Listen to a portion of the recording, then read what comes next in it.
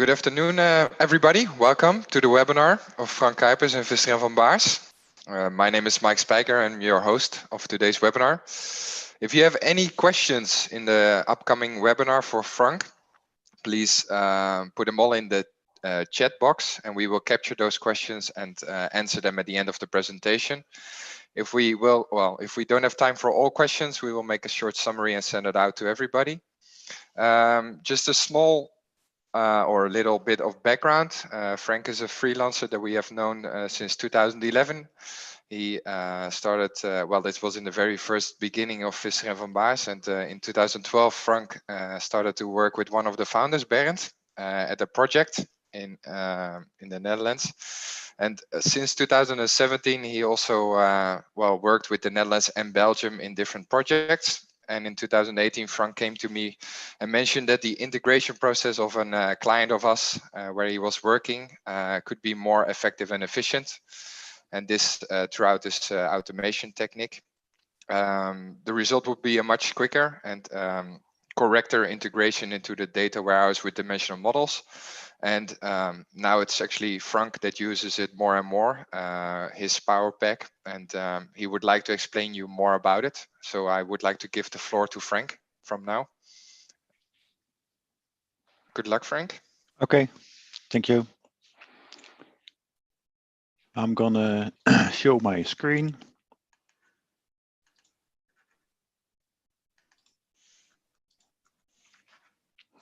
Okay, thank you, Mike. If it's okay, everybody can see my PowerPoint now. Is that true? Yes? Okay, we're going to start with this webinar. The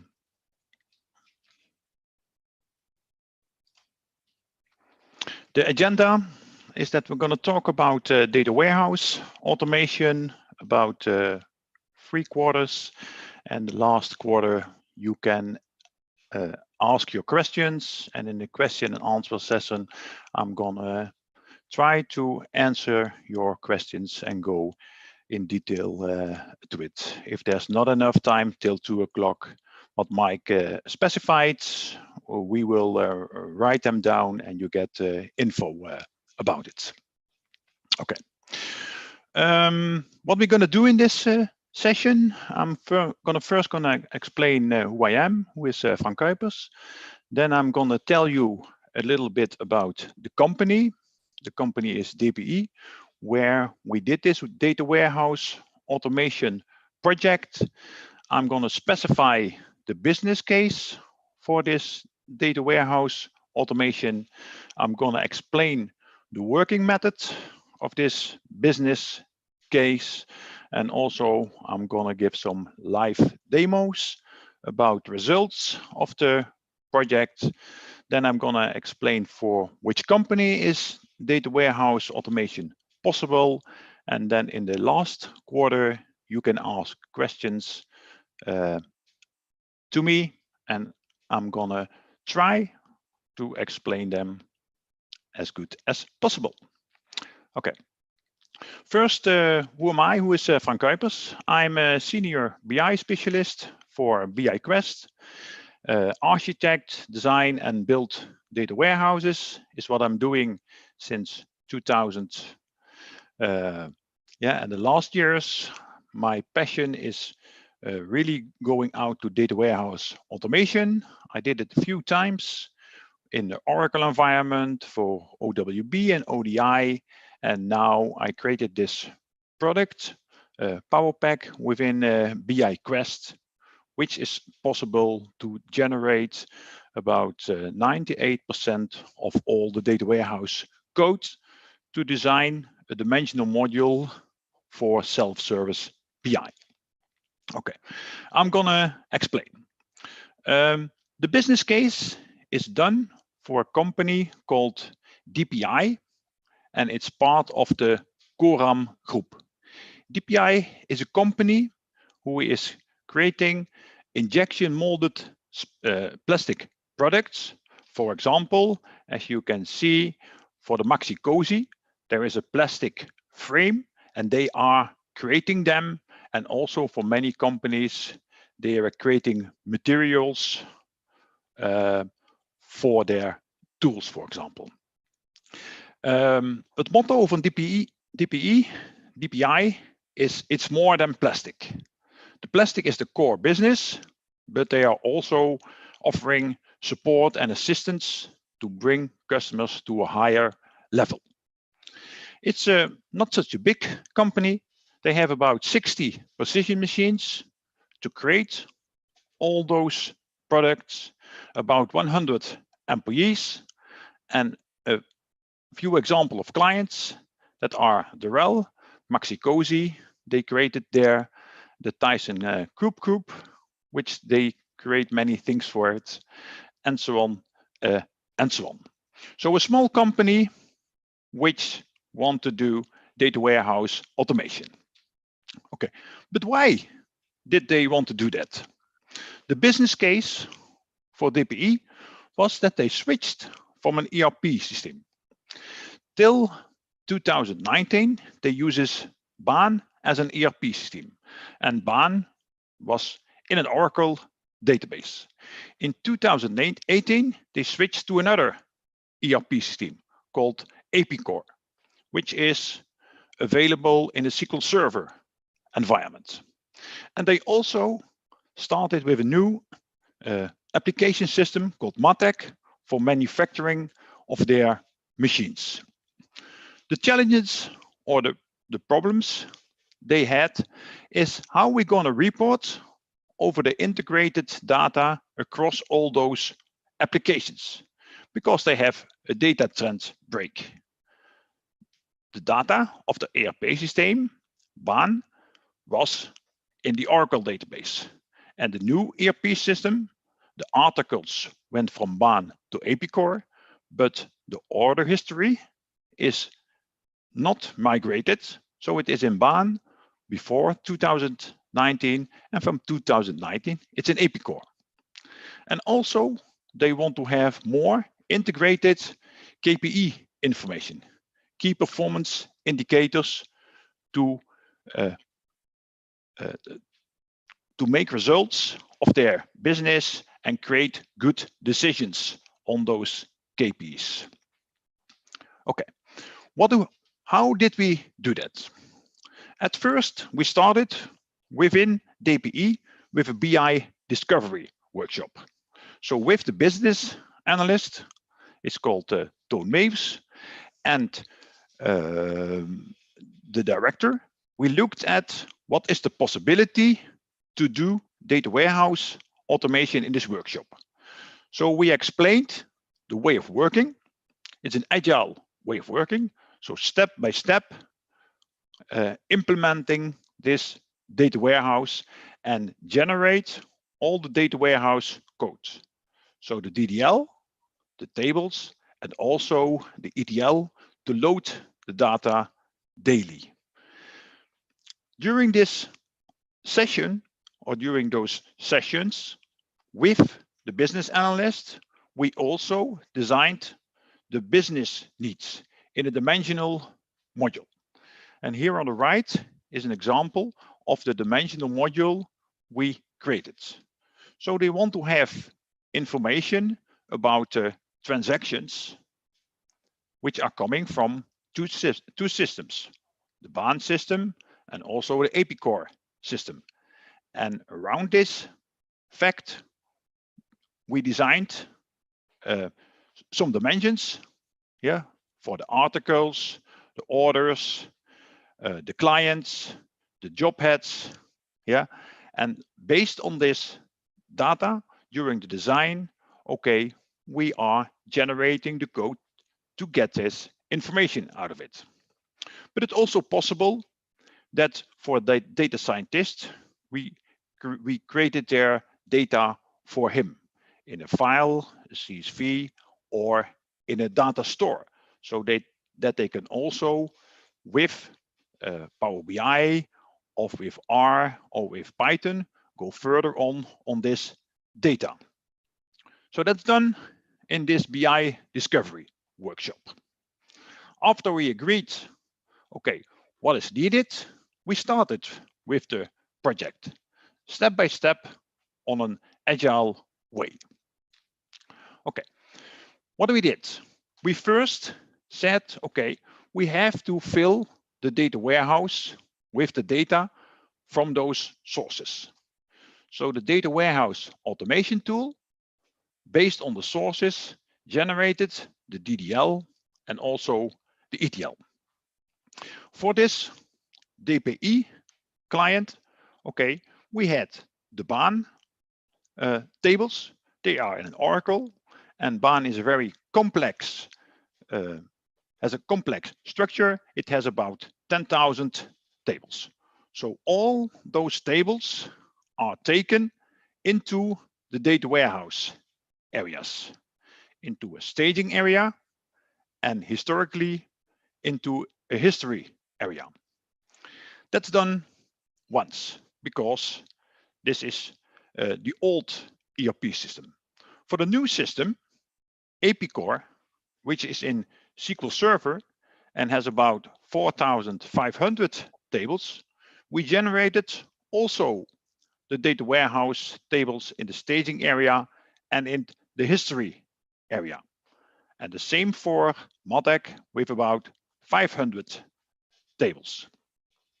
They also had some files in CSV, but it can also be a JSON or an XML file, which can be loaded into the staging area and the history area. And all the data, the DDL and the ETL, we have generated. Okay, then we have integrated data in the history area of the data warehouse.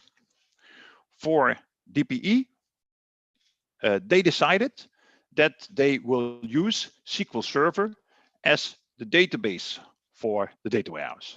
But that could also be another database. But they decided they want to do it in SQL Server. So that's okay. Yeah. After we loaded those data, during the BI Discovery Hub, we designed a dimensional module. This dimensional module we also generate.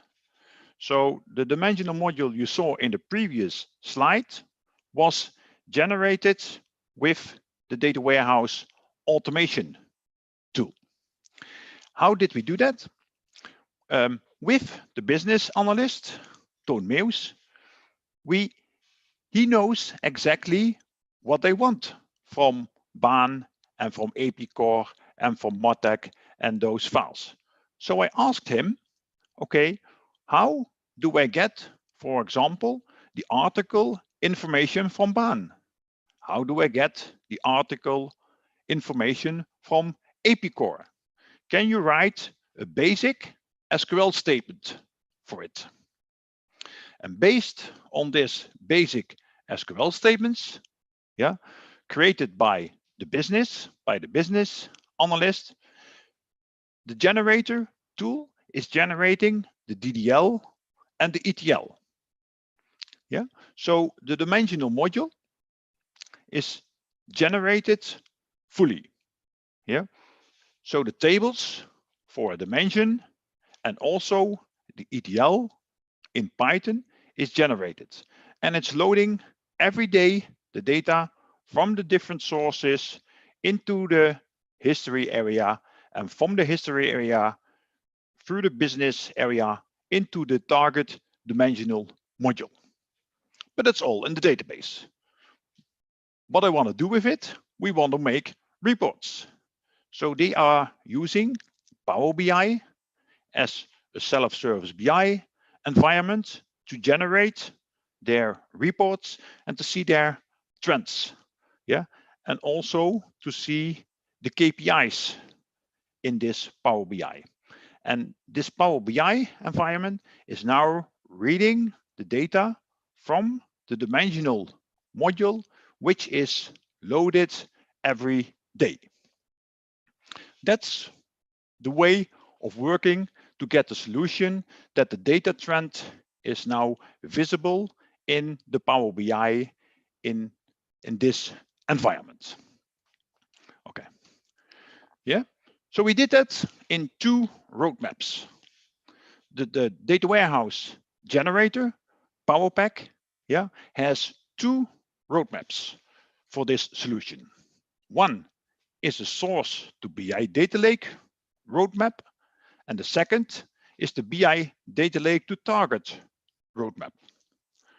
So at first, we have to load the sources into the data warehouse, and that's the source to BI data lake roadmap. So reading the data out of the source and put it historically into the history area via the staging area in the data warehouse in the SQL Server environment. So the files, the Oracle database with the BAN, ERP system, and also the AP core and the MATEC data is now stored in a historical way into this data warehouse. That's the source to BI data lake roadmap.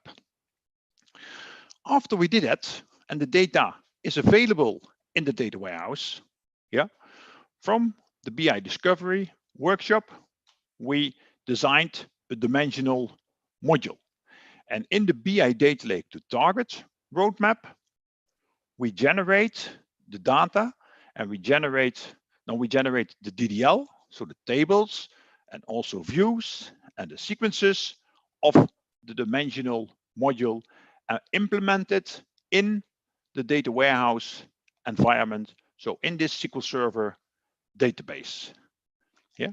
In this time, I'm going to show you one dimensional module, but this can be many dimension modules with shared dimensions and so on. So everything which is possible in a dimensional module, we can generate the code for it in the BI data lake to target roadmap. What is such a roadmap? It's a kind of a cookbook. Yeah, it describes exactly what you have to do.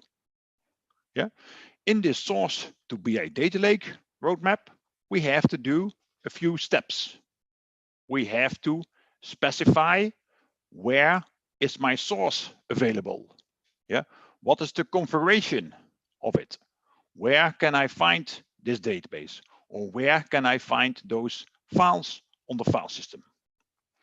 Then we go into the next step that we called the source metadata manager of PowerPack, and we are getting the metadata, so the structure of the tables of all the source systems, and we put them in this source metadata manager. Okay, before we're going to generate, we check the consistency of it. Yeah, this one can read in the database, and this one is checking is everything is consistent. For example, if you say a source we want to do implement logical deletes, you can specify it in the source metadata manager, and here he is checking is everything is consistent. Yeah. After we did that, okay, we can start with generating the data warehouse. For the staging area, we call STG, and also for the history area. So in the stage DDL, PowerPack is generating the create table scripts, which will be implemented later. And in the stage ETL, he is generating Python scripts, which are loading the data. This DDL we have to implement or deploy. So in the stage deploy part, we deploy the tables into the data warehouse database, and then we can run it once or also in a night job every night. And the same for the history. We generate the DDL, we generate the ETL, we deploy the history tables into the data warehouse, and we run this. And that's fully described in the documentation. Every step is described exactly what you have to do with a reference guide, with detailed examples for each step, And also there's a YouTube channel with examples of each step. The same for the BI data lake to target roadmap. Yeah, we have to define the business metadata and the target metadata. So for the dimensions and the facts, we have to check if everything is consistent, and then we can generate the DDL for the dimensions, for example, the tables, the sequences, and also is PowerPack using a view, and then the ETL, the Python scripts to run it. We can deploy the dimension tables and sequences into the database and run this. So this is about the roadmap. It's a kind of cooking book. So step by step, you can implement this data warehouse. Okay. So what was the result of the business case?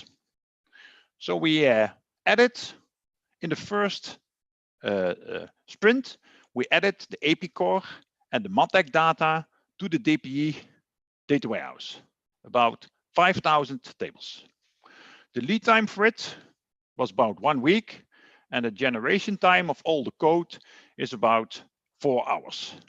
And 100% of the code was generated. And now, every day, he's loading this data, this ETL, into the DPE data warehouse. And it takes every night about 45 minutes to read the 5,000 tables in the source database, to detect the differences and to merge them or update them in the historical area. After that, okay, we added the BAN data, which was the old system, with about 10,000 tables.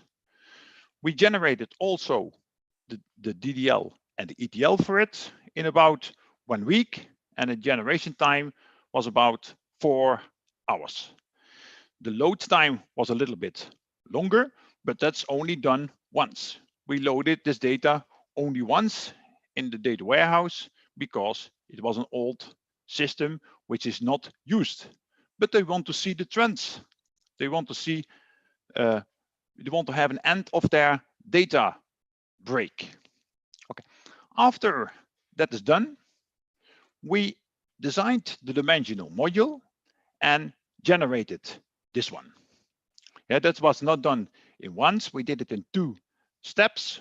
First, a basic dimensional module. We tested it, and afterwards we redesigned it, put some extra information in it, and generated it again. So the lead time of doing this is about 1 month, and also 100% of the code was generated with PowerPack. After the generation of this dimensional module and the load of this dimensional module, okay, DPE can start with their self-service BI reporting, and they're using Power BI for it.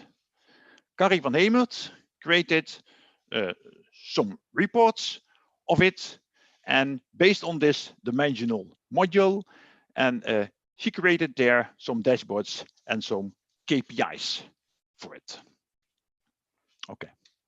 Yes, this is, for example, a result, but I'm going to show you in a demo, in a live demo, in the DPE environment, what is the result of it. So I'm going to stop sharing this screen for a second. I'm going to share another screen. Yeah, 1 moment.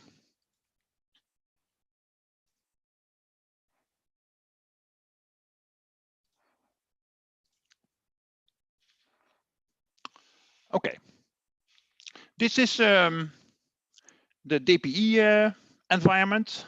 There is a dashboard here, and you can see here the number of articles per quarter.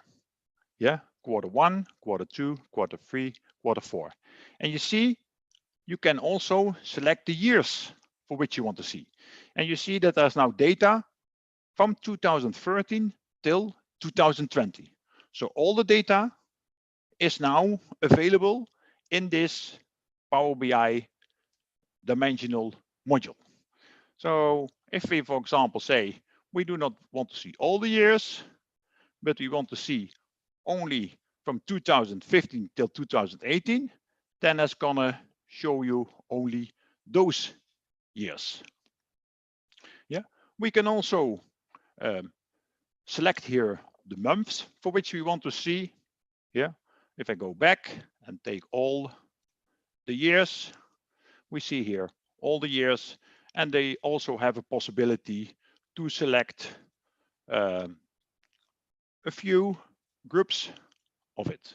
They have articles in groups, and we can select them all, deselect this one, those ones we do not want to see, and now you can see only a few of them. So with parameters, yeah, we can modify the report, and it's directly going to the database, and we can see exactly for each group what is the number of articles for this group. And you can see the trends on this way. It's also possible to, I'm gonna do here, select all, take all the article groups and show them for all years. But you can also in Power BI create maps of it.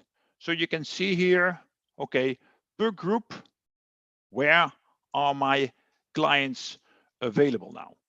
Yeah, so that are possibilities to show in Power BI based on this dimensional module. And in this dimensional module that is created here in Power BI on this way. So you can see here, this is the fact, the article transactions with the clients. It's in Dutch, dim_klant, yeah, and they can report over the clients and over the orders, over the days or months or years, yeah, within this dimensional module on an easy way. That's how they now see their data over all the years, and they can report on it and create KPI reports on it. Okay. As we specified, this data has to be loaded every night. In Power Pack, we can see every night what has run. So in this report, you can see the logging of each session of the ETL. So every night he's loading the article transactions. So you see here, this night he's starting a Python script and it's ended. It started at 1 hour, 40 minutes and 50 seconds till this time, and the duration was 21 seconds, and he detected that there were 2,471 new article transactions in this run. If we go, for example, to a dimension, you see that this night, okay, he was running this script in the night, took about 3 seconds, and detected that there were 22 new job heads and 1,432 updated job heads. So we modified this in dimension. So this is the result of the ETL during the night. That's about the PPK session log. So detecting, okay, the name of the session, the type, the status, the begin time, the end time, the duration in seconds, the number of inserts, the number of updates, also the number of deletes and the number of errors. And if there is an error coming, he's showing also the message. I will show you later. For every task, for every session, you see also the tasks. So during the night, he is generating that Python script and he's executing this one. And in this dim_jobhead script, ETL script, he did some tasks. What did he do? He inserted first dummy records, a -1 and a -2. He's creating a flow table. He is looking for the changed records and inserting them into the flow table. He's creating an index on it. He's analyzing the flow table. He's flagging rows for updates, so which are modified and which are new. So later we can know the number of inserts and updates. This is flagged in this step. Then we're going to modify the rows, so do the inserts and the updates. And you can see this step has done 22 inserts and 1,432 updates. And afterwards, he's going to analyze the table, so you get a good performance on your dimensional module, and he's going to clean up the tables. So let's say we want to see all the job head runs for this night or for all days.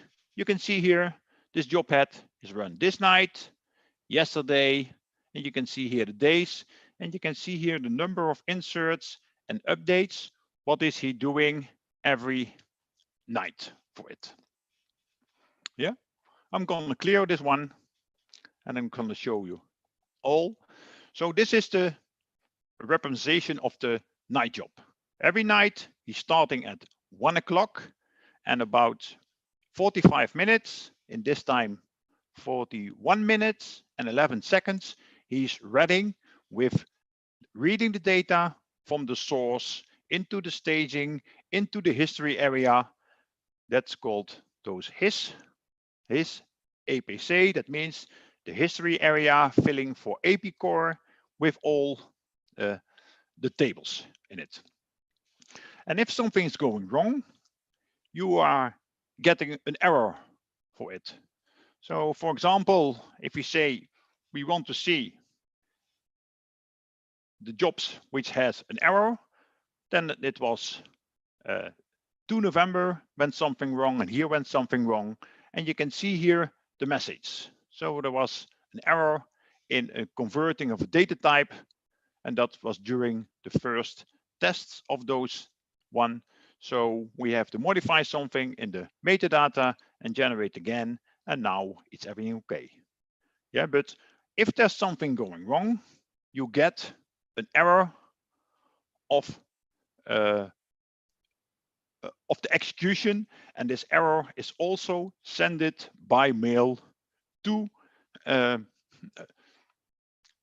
the people you want, and they can take action on it. That's about this one. Yeah, so the ETL. Okay, now this is also showing the metadata, the PowerPack metadata manager. So the source and the targets, it's stored in metadata tables, and you can modify it in these tables, but you can also export and import them into Excel. And as a business analyst for the dimensional module, you modify something into this Excel sheet and then import them back in the metadata tables to generate the DDL and the ETL for it. Yeah, so the metadata manager is this part. It has tables. Based on them will be the generation done, and you, as the business analyst, can modify them within an Excel sheet, which is easy readable for everyone. Okay, I'm gonna switch back to the PowerPoint after this live demo.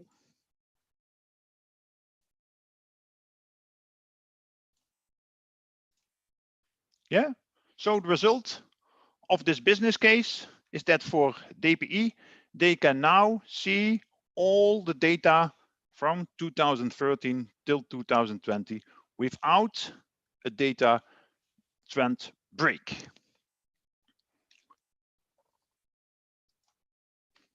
Okay, the conclusion of this business case for DPE, they are very happy with this one.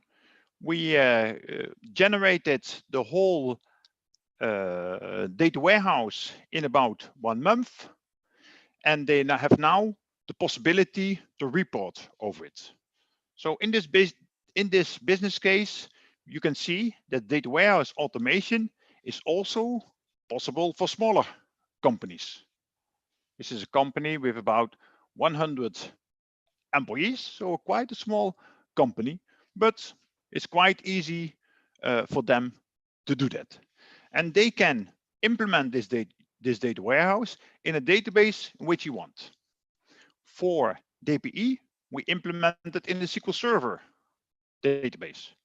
But PowerPack has also the possibility to generate the data warehouse code, so the DDL and the ETL in an Oracle environment, or a PostgreSQL environment, or a Snowflake environment, which is a modern database in the cloud. You can choose for which database, in which database you want to have it. Yeah. So the result that we bring this BI project, we ended to a success, and the people of DPE, Toon Mees, the business analyst, and Carrie van Hemert, who has created the report, are now very happy with this information. And also its managers, they can see the data trend is gone, and we can now go further on and make reports for other KPIs. And they do that with self-service BI with Power BI. What they will also want to do is that their data scientists, Kari, wants to integrate, wants to report more for the future. So what we're going to do is also generating data for the data scientists in a JSON file or an XML file, and generate the code for it so they can do their data scientists work in the database or based on files. So the conclusion, the business case for DPE is very good ended, and they were very happy with the results of it. Okay. Which company does not want to take the right decision? I think everyone. Do you want to do that? Okay, we can help you, yeah, by giving a detailed demo. I now showed just the highlights of it. I did not go in detail to it. We can do a BI discovery workshop to look for your company, how we're gonna do this, and we can start data warehouse automation on 2 ways. We can do this for small companies and help them with implementing, and for big companies which have maybe 5 or 10 or 20 ETL developers hired from Visser and Van Baars, and they want to do it on their own way, then we can also ship to them a full data warehouse automation framework, and they can modify it on the way in which they want, and we will help them to do this. This is about what my presentation is. If there are questions, you can ask them. You can also go to the website to look for more detailed information. Thank you, Frank. It was pretty clear. Very nice demo. We do have some questions. First question, well, there are 2 questions in total now. So if you have any questions, please put them in the chat. Both from Samuel van Bunningen.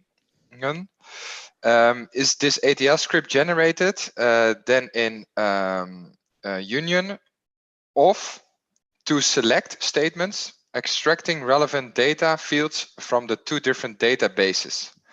Or is the more automation happening underneath the hood? Is his question. Okay. Yes, thank you for this question. Based on those 2 systems, we in the history area, we created a history for each system. So in the history area, based on the baan tables, the history is stored there in the history area. Also for the AP core, the other ERP system, every night the ETL job is running and storing the differences into the history area. And the integration is done in the dimensional module. So within the dimension, we are selecting data out of the history area now for the baan data and also for the AP core data. And that's done in a way that I said about 98% of the code can be generated. The generation of a dimension, it's a table and the ETL for the dimension that's based on a view, and the view you can put there transformations, you can generate transformations on it, but sometimes you cannot generate everything. So he is generating a view which you can modify a little bit afterwards. So the rest of the 98%, yeah, to go from 98% which is generated, which is a base view, you can modify in this view to run it good every night. So the integration is done in the dimensional module. For more complex things, you can also, if I go back, yeah, you can. So we went from the staging from the history area into the dimensional module. If you have more complex things, you can also generate a business area in between. So you can say, for example, the articles we first put here in the business area, and based on this business area, we're gonna generate dimensions. So that's free. So you can implement it in a way which you want. The dimensions are now from the history area, but the business area you can implement if you want. And that's actually from different sources then? That's from different sources, yeah. Okay. So in the dimensional module, in the dimensions is the integration done from the baan data and the AP core data.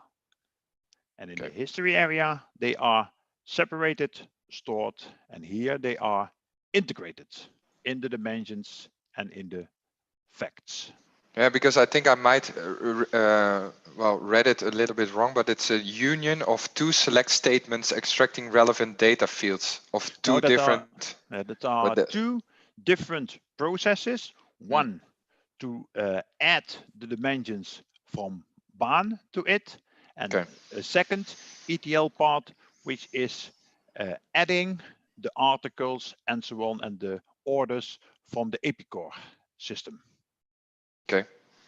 Yeah. And then another question from Samuel is as well for the nightly ETL DDL.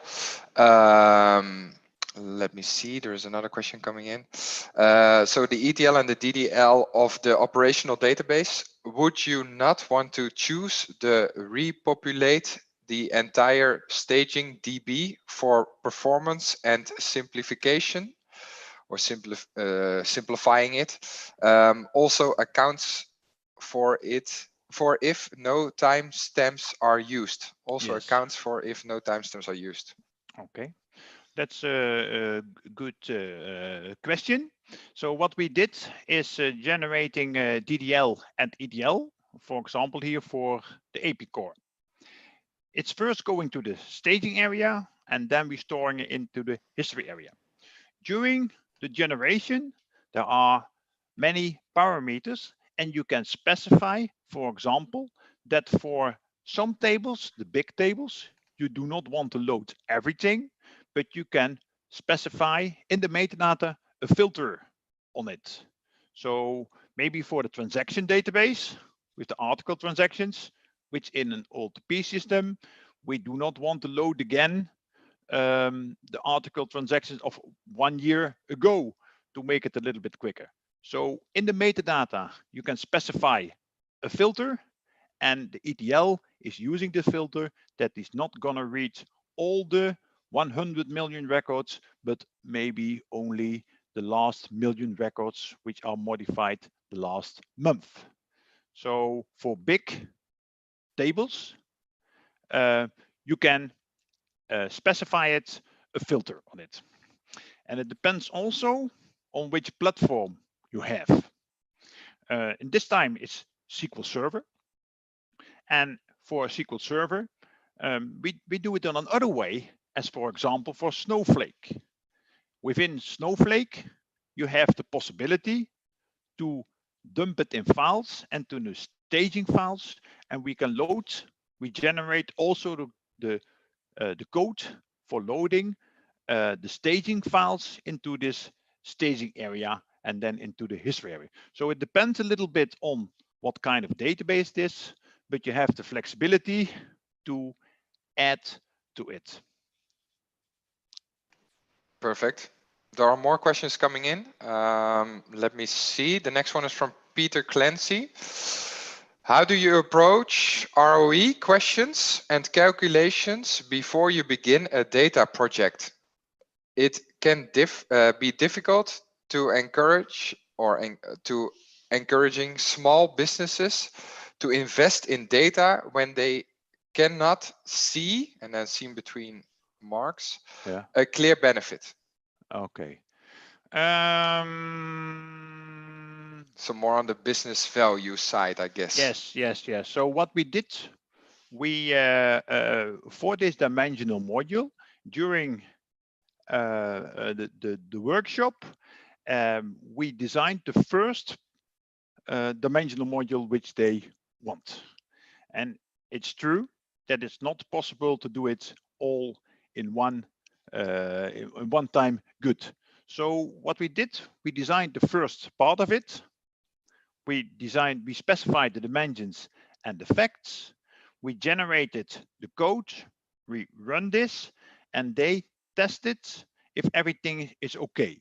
So if its transformation has changed during time because they want to see another result of it, okay, then what you can do, you can modify the metadata, generate this dimension again, generate the ETL for it, and load it. Yeah, so if there are modifications in the business needs, okay, then regeneration of this dimensional part and also for data stores is possible. Yeah, so the most business transformations can be done, can be generated, but like I said, not everything is possible. About 98% of the code can be generated, and in this ETL we are using views which we can modify. Yeah, and that view that is run in the night. How did you, for instance, let DPI see the value of it? Was it just by a quick demo, or was it also afterwards with a lot of conversation and talks with them about how to optimize it? Because the business question can be quite difficult to understand for them. Yes. So we did the first part, And after the second that they saw the data, they changed some things. So we did a redesign and generated it again. And then they looked again, and that's the evaluating part of it. Yeah. So their business needs, yeah, sometimes they know it, sometimes they know it afterwards, and maybe they want to add some extra things on it, or add extra transformations within such a dimension or within a fact, and that's yeah, that's then generated. But it's also always working with the business analyst of DPE, and sometimes he's knowing it, sometimes he does not know exactly it, and then things are changing. And you Yeah. also had a data scientist requesting a lot of information, probably. Yes, yes. Which also counts as a business value to do this kind of. Yes, yes. And for Yeah. data scientists, he can take his data out of a dimensional module, but it's also possible to deliver there a file or a data store to him, and he can read it. Yeah. So also for data science environments where the changes are much more changing, yeah, you can specify it, and if there's something changes, you modify the metadata, the transformations, and do a generate again. And you can do a full load of them or an incremental load of them. That's all possible. So for this part, the dimensional and also the target data stores, yes, we have to work good together with the business analyst and to know exactly what he wants. Yeah. And another question from somebody else: is the solution still cost effective when you only need a one-time only migration of data from a phase-out application into a new data warehouse? Yes, that is true. They for DPE, yeah, they lost their trend. So we loaded the data from the old system ban only once, but it can also be, yeah, and it's not run every night. So it can also be used to transform the data by generation out of a source system into another system, and that can be a part of a staging. So cost effectively, yes, it took about a few days to get the data out of it, and it's been cost effectively because now they do not need all the BAN data. So they still have this Oracle database. They pay licenses for this Oracle database, and they didn't want to stop it because sometimes they did look at it, and now it's in their environment in SQL Server, and everything is there. So the license of the Oracle database can be, yeah, they do not have to pay more license, so they can stop the license of BAN now. So for them, the implementation, the cost to do this, it's less than the license cost of this Oracle database. So yes, it's 100% sure that this is a very cheap, much cheaper than holding this Oracle, this old database on and on and on. Okay. Is DPI or DPI data warehouse to self-service BI database also automated? If I remember correctly, two flows were described. What was the second? So two questions. No, the generation of the data warehouse is the staging area, the history area, the business area, the dimensional module, and the target data stores. Only till the database. So not generating the Power BI reports. So based on this dimensional module, Kari from DPI implemented or imported the structure of the dimensional module within Power BI and created there the reports on it. So the Power BI part is not generated Automated. with Power Pack. So it stops at the database. So, and then he says or asks if I can remember correctly, 2 flows were described. What was the second flow? You mean this part? So the flows from source to BI data lake and the BI data lake to target. Yeah, Do I understand I think it? so. Yeah. I think also. Yeah. So there are 2 roadmaps, yeah, which I described, can do step by step. One is a source to BI data lake. That means adding a source to the data warehouse. For example, the BAN database or the AP Core database, storing them into the history area. So if this is done, we can go to the second roadmap, BI data lake to target. Yeah, so we want to generate a dimensional module, and that's this part. So for this dimensional module, there's also a cookbook with documentation and reference guides. You can specify the metadata on it in the tables or in an Excel sheet. You can check them. You can generate the DDL for the dimensions, the facts of the target data stores. You can generate the ETL for those dimensions of facts. You can deploy, so implement the tables, and then you can run it every night. And what we saw in the live demo, that we saw that this fact, yeah, of the target run, which is running every night, does so much insert, so much updates, and so on. A question from Bart de Bal. What is the type of dimension of data modeling in the history area? Is that data vault or third normal form? Or anything else? Form. So Okay. you can implement it on 2 ways, or you can implement it on. It's flexible. So you have sources, a staging area. You can go directly from the staging area into the dimensional module if you want. Then it's a Kimball implementation. So if you want the Kimball implementation, you only have to load it into staging area and then go to the dimension module. If you want to have history on it, then it's an Inman implementation. So the data is loaded into the staging area and historically stored in the history area. And based on the history area, you can generate dimensions directly or through the business area. So it's no data vault generation.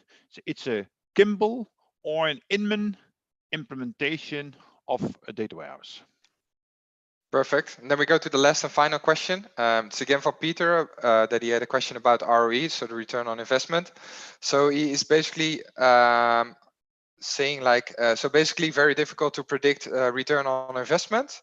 So what is the best way to influence the business to invest before actually starting such a project? Last question, Frank. Yes, okay, that's good.